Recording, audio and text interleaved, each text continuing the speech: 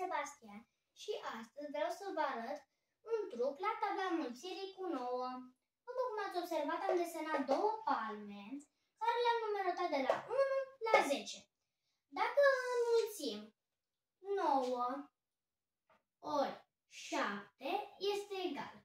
Ca să fie mai ușor, îl ștergem pe 7 și în fața până la 7 este 1, 2, 3, 4, 5, 6. Îl notăm pe 6 și după în spatele lui 7 este 1, 2, 3, ceea ce rezultă că 9 ori 7 este egal cu 63. Îl punem înapoi pe 7 și continuăm. 9 ori 8 este egal.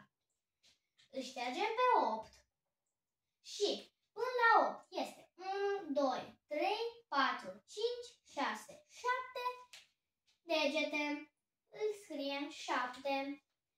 După, în spatele lui 8 sunt 2 degete.